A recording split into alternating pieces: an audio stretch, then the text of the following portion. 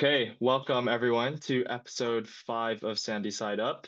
And welcome Mark Garcia Kid, who's an obviously very experienced player, very experienced coach. We're really grateful to have you on today. So George, you want to take it away from here? Yeah, thanks, Ian. Welcome, Mark, to Sandy Side Up. It's a joy to have you. I've been trying to get you for a while. You are a very well-known person in the UK beach volleyball community and international stage. And everyone knows who you are now, but can you take us back a bit? I want to know your story. Who are you? Where did you start? And how did, what steps did you take to get to where you are now? What's your story? I think you've both been very gracious with my intro there. Um, Basically, I kind of had no sport, if that makes sense. I would watch all the kids at school. They had what they were passionate about. It was Sunday league or tennis. So I dabbled in a bit of tennis during lessons. And it wasn't until two PE teachers at my old school in Bournemouth invited us to play for their local league team because they were short on players. And then we got picked up by the local club, Wessex Volleyball, uh, great junior club. Lots of good memories there. And then fast track that within a year, we were in a national cup final for under 16s, and six of the guys I went to school with, five of us were five of us were in England cadets. If that makes sense. So the under 17s, Carol Gordon was the coach. I've been Mm. terrified of Carol Gordon, and now I couldn't think more. Well, wasn't I was yeah definitely scared of her because she was quite authoritative, but she's like the warmest person going now. So it's funny how age just like changes your perspective. And now those guys, I'm the only one who still plays. I think. I think they've all moved on and done other things. And yeah, from there, Mm. kind of like just kept fast tracking, picking up fairly quickly. Loved it. Definitely wasn't the best in my age group or the fittest or the most athletic. I just stuck with it for a love of it and then found my way to new higher and better challenges and eventually did some cool things, playing internationally as well as doing some cool things on our own domestic tour and then slowly transitioning into coaching, which was something I never thought I would ever do. Mm. So Mm. yeah, funny how sport can just take you somewhere.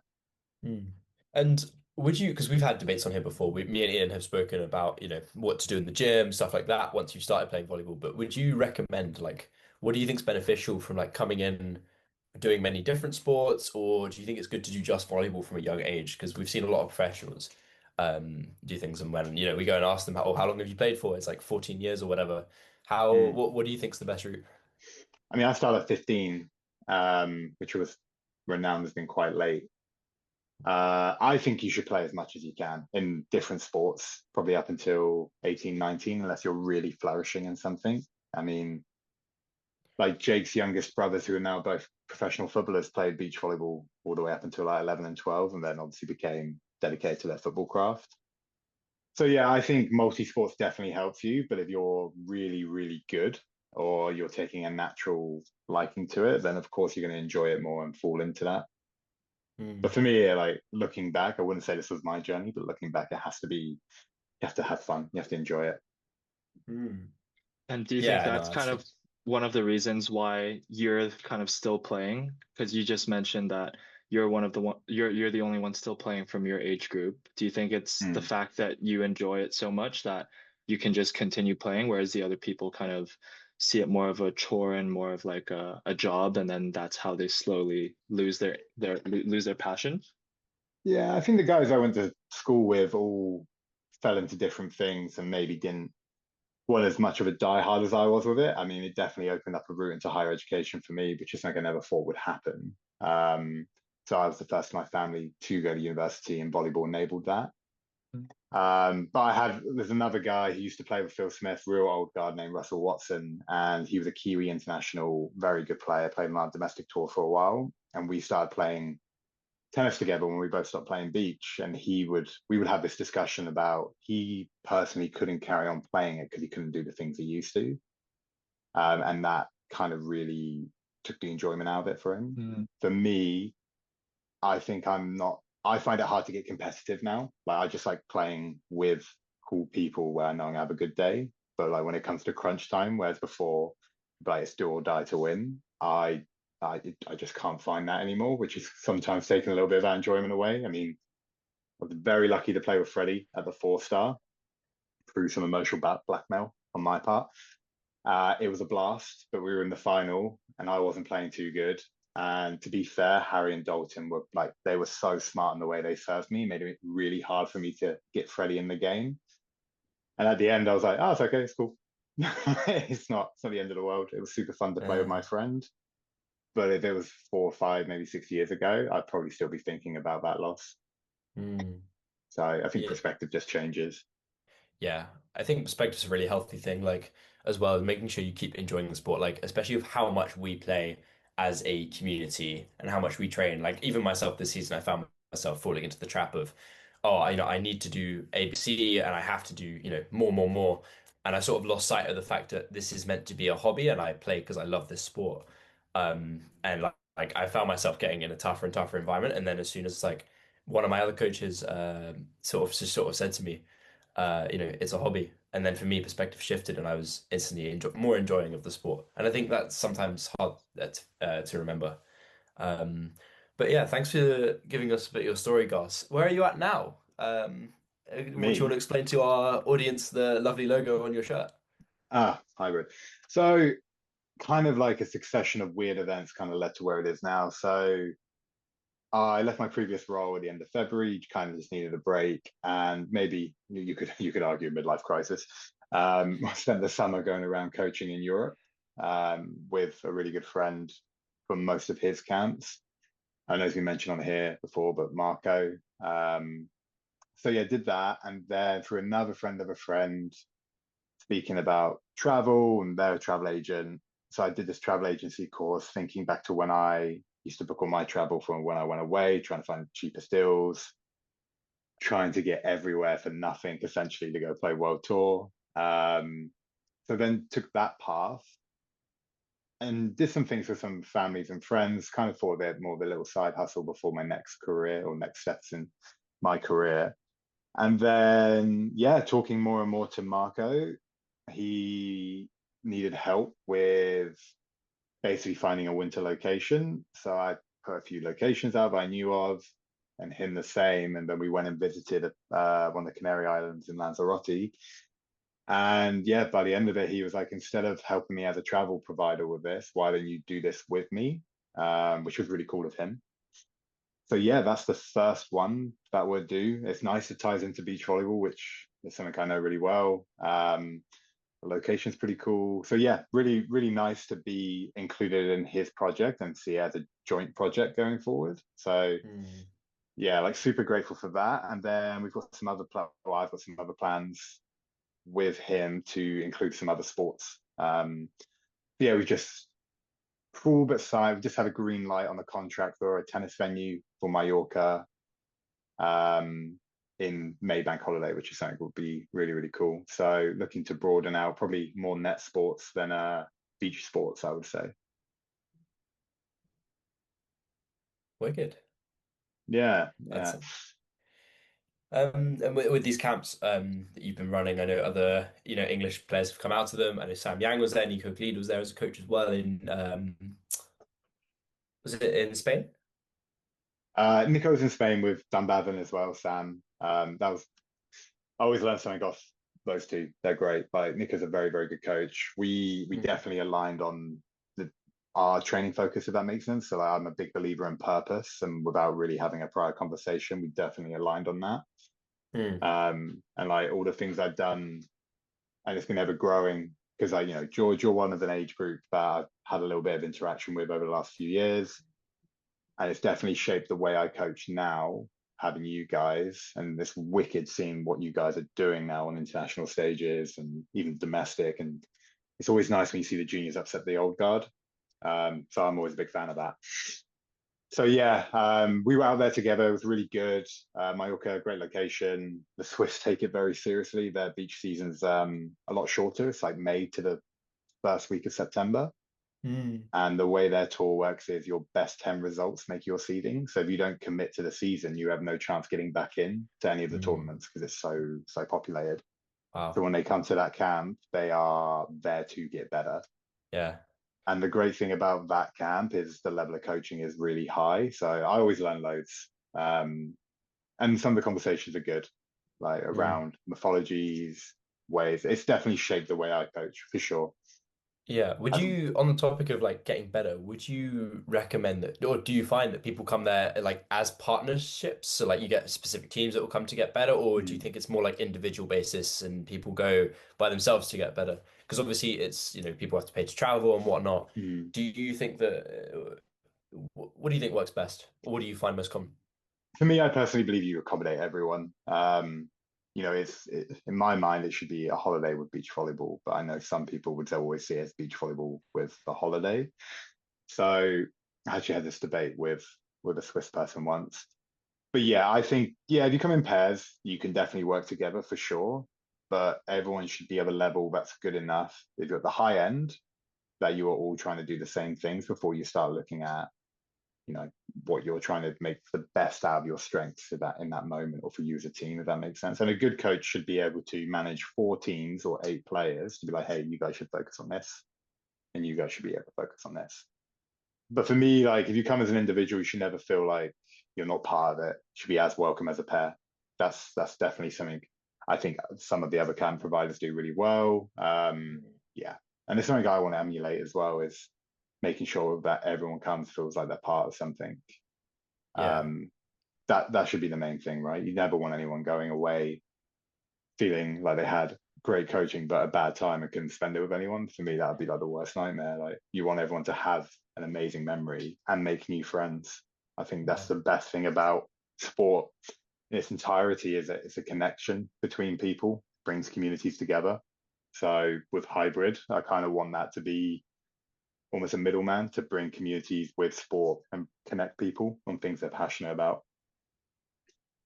I think Wicked.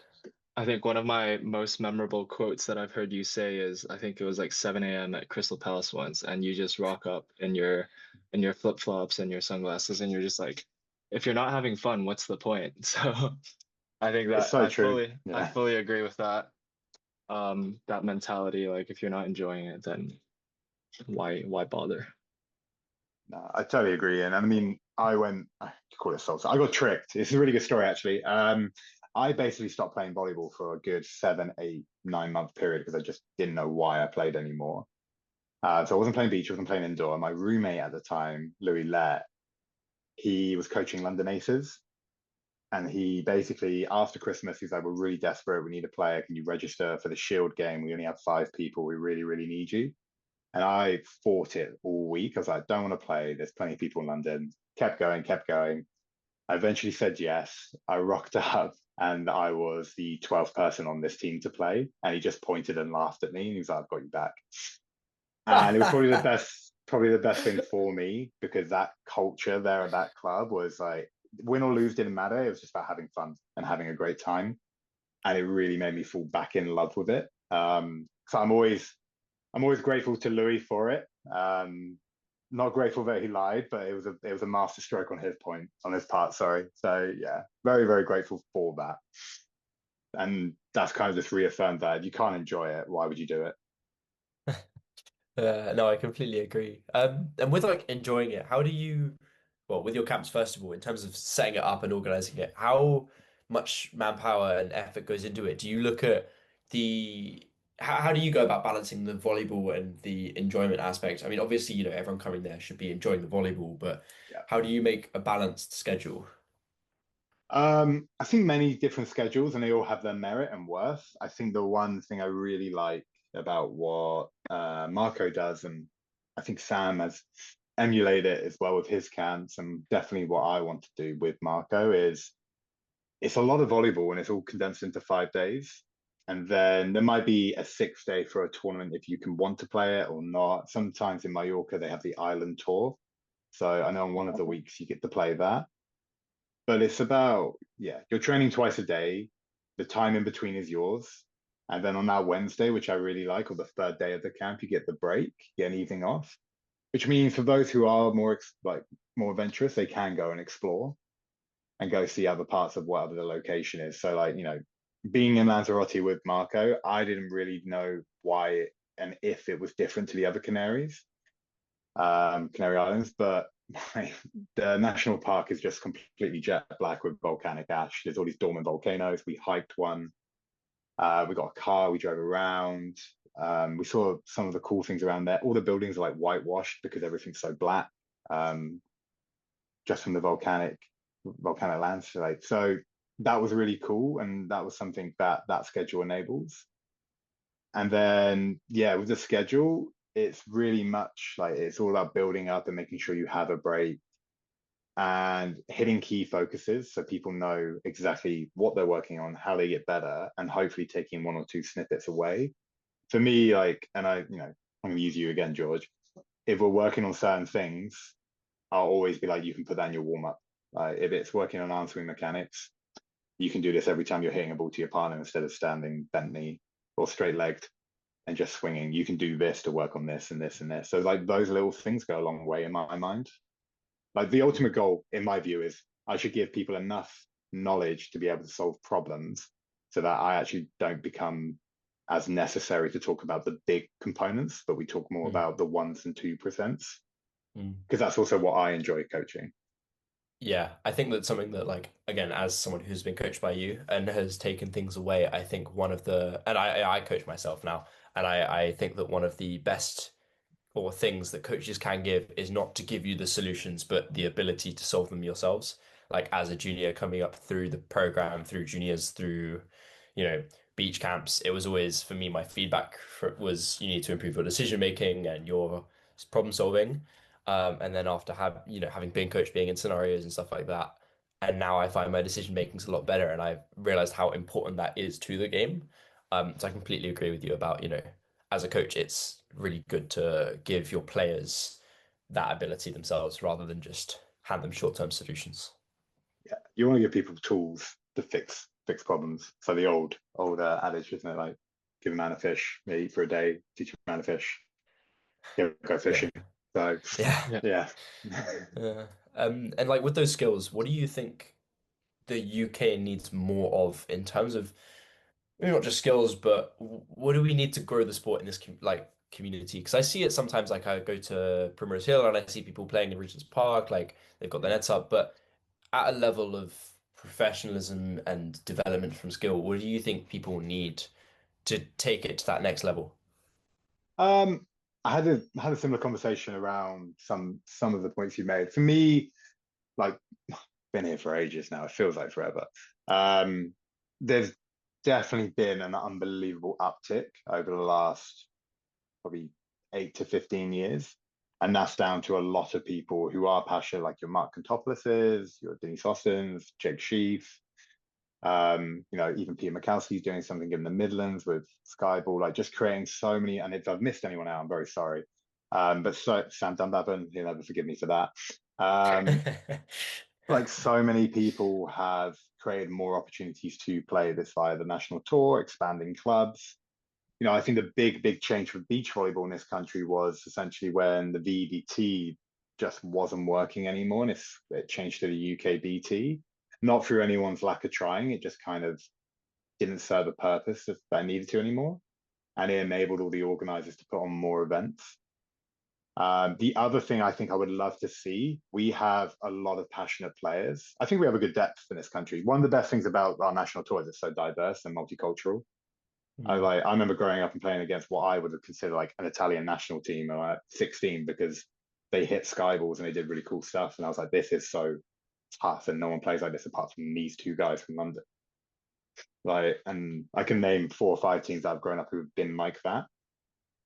So yeah, for me, I think the next step to really harness like this good depth of players that are coming through is better coach education and better coaching opportunities. So like, Sam's really passionate about coach education. Gillian Harris, who works at VE, is another one who's super passionate about coach education. But you look at like the AVP and the FIVB have just made this change, or are trialing this change of having coaches in the box, like coaching as games go on. I think the moment that becomes maybe mainstream for the UKBT and 4s and 5 stars, it could be the best thing because you'll get teams investing in their coach and you'll get coaches investing in their teams and you Mm. travel together. And if you're in a partnership where you spend too much time together, or if you want to look at it like from a professional basis, like some of those nations that have a wealth of players. It's like you come here, you do the job, and if you're not Yeah. going to do the job, you're out. We put another player in. That's probably when you need a coach to mediate as well as give a different perspective. And I think that's just going to help players learn more and quickly in games when they're not there. Mm. So for me, I think that would be a really nice addition for like the Grand Slams and 4 stars if coaching in the box is allowed. I think that'd be Yeah. super, super cool. Yeah, I agree. I think it's been really cool to see recently on the Pro Tour as well in Montreal, Hamburg. Obviously at junior competitions we see here they have Mm. for the Youth Nevza, which I've been a part of and have also watched this year. And it's really nice to see how passionate some of the coaches can be supporting their, the people they've coached on court. I completely agree. But if there was one skill you think is the most important for a beach volleyball player to have, what would you say? Technical skill or just skill? We'll go technical and then just skill. Okay, technical. If you can bomb serves, you're going to do fine. Um, I think perspective is probably everything. Understanding that the tournament you're playing right now, unless it's an Olympics or a World Champs, isn't going to be the be all and end all Yeah. going towards your future goals. I think this is something I look back like there's some videos of the old VBT and me playing, and it was a real good highlight on how one I was a pretty rubbish teammate to whoever I played with. I wanted to win so badly that it was actually at the detriment of myself and my teammate. And I was difficult to play with. So the moment I saw that and then played with someone who was a lot more humble and had perspective, I was like, yeah, man, like if I come dead last at Skegness but go and win XYZ, it's okay. But it's because of that experience at Skegness that helps me do that. And having that perspective is huge. And I think some of the things I really don't like, and it's European wide, is pressure on junior athletes to commit and do stuff at their own detriment if it's their own health, if it's their own physicality, or even sometimes just not being able to be a kid. Like, yeah, that stuff really grates on me a little bit because there's no way a 15-year-old should be under this amount of pressure to go play a freestyle, for example. Yeah. They should be allowed to be a kid, do stupid stuff if they want to, stay out too late, you know, just do dumb stuff and then come to volleyball and enjoy it. I think that's really important. Mm.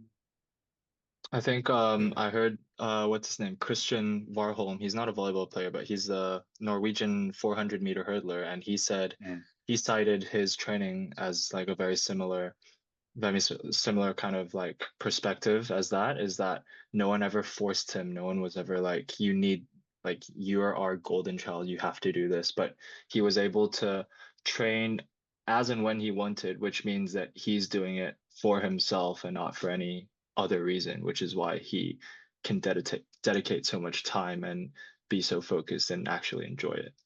So I really like that mindset. Yeah, I mean, some sports breed it way worse than others. Like there's what's it, King Richard with based on the Williams family, the tennis. Mm. And like I didn't know any of this, but like their dad basically kept them away from competition for a long time because competition was just breeding the worst pressure environment for these kids. Mm.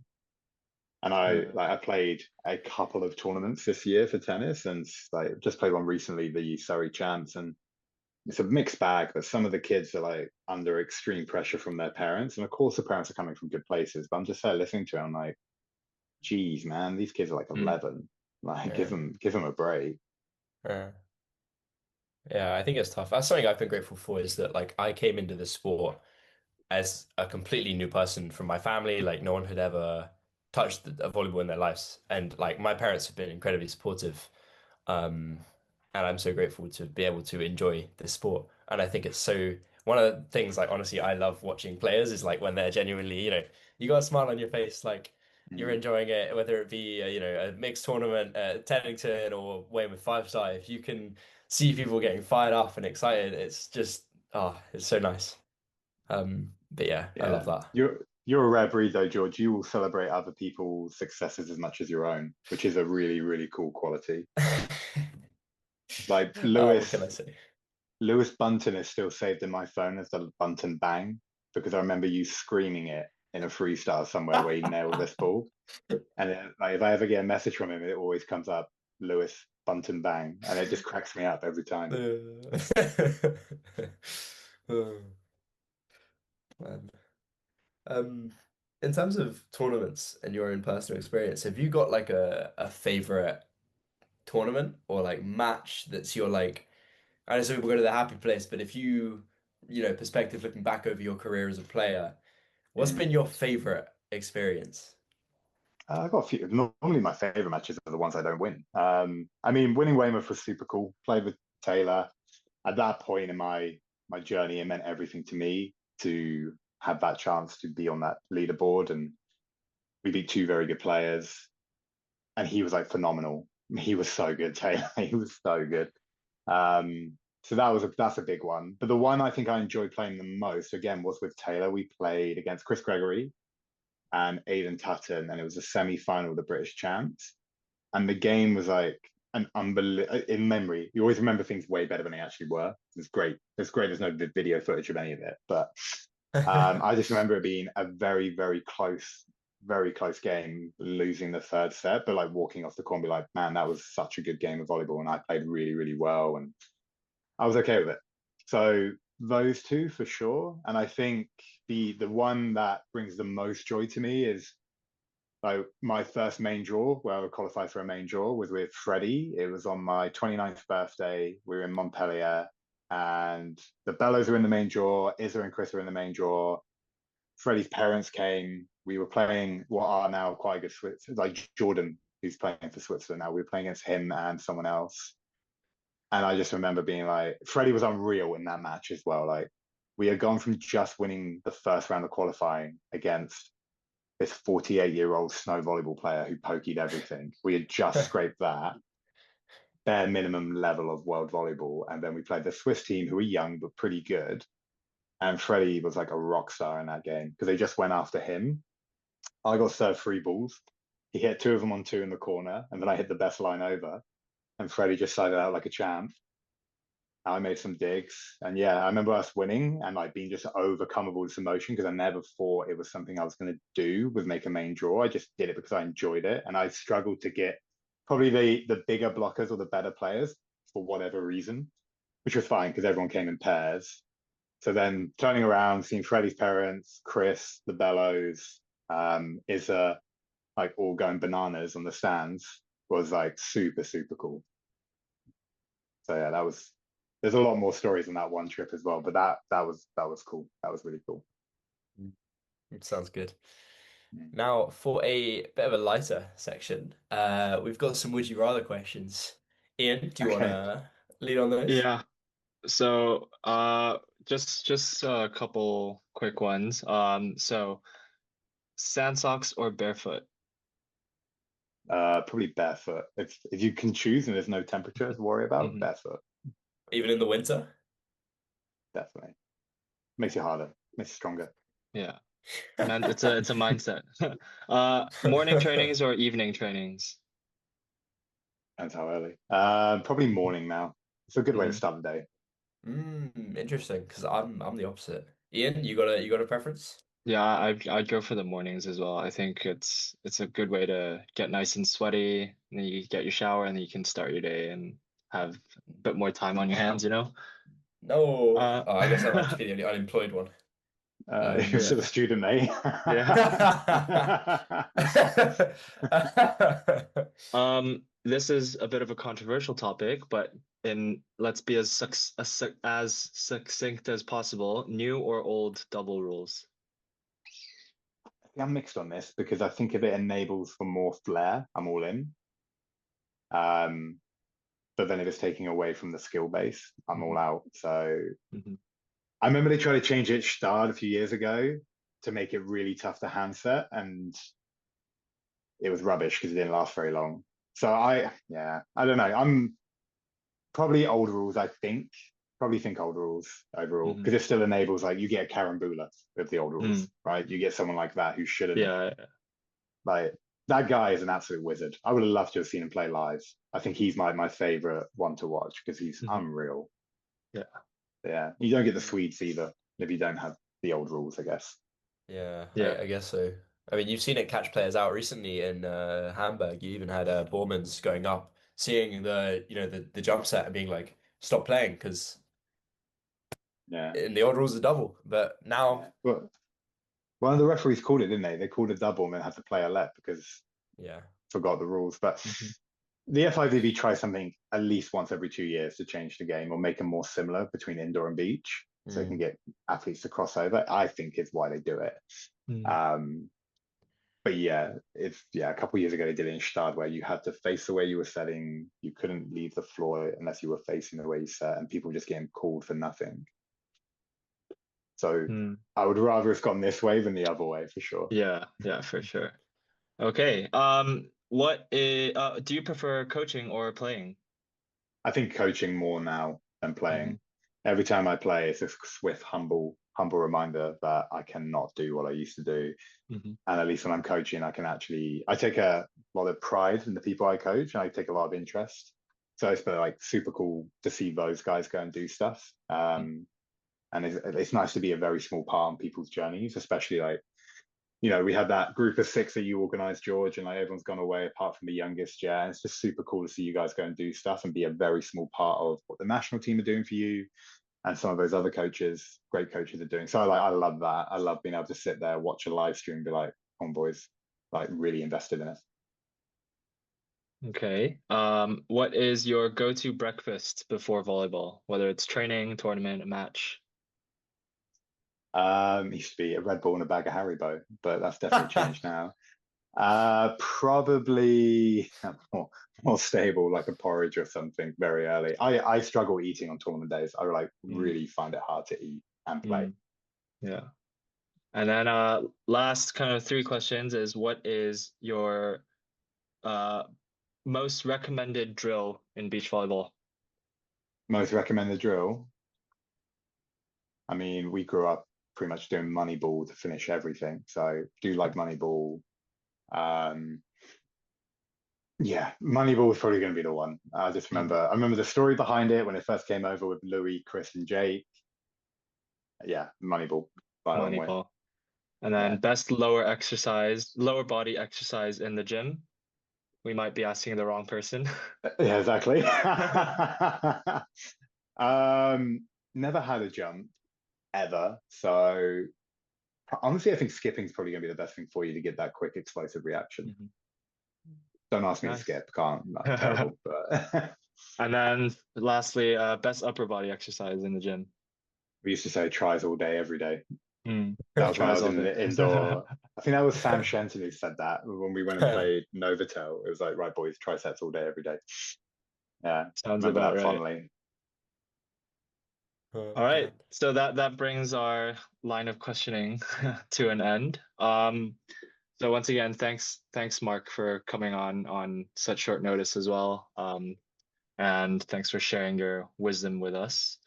Um, And we have a lot to thank you for, Mark, as we're getting our first creator code for your wonderful hybrid vacations, which should be popping up on the screen here for all our lovely viewers. If you wish to go and see what Mark's camps are like, which I would recommend to everyone watching, and all your family, all your friends, even your dog, Mark will make him a pro. Yeah, go ahead, book that flight. You deserve it. Yeah, thank you so much, Mark. It's been an honor to have you on.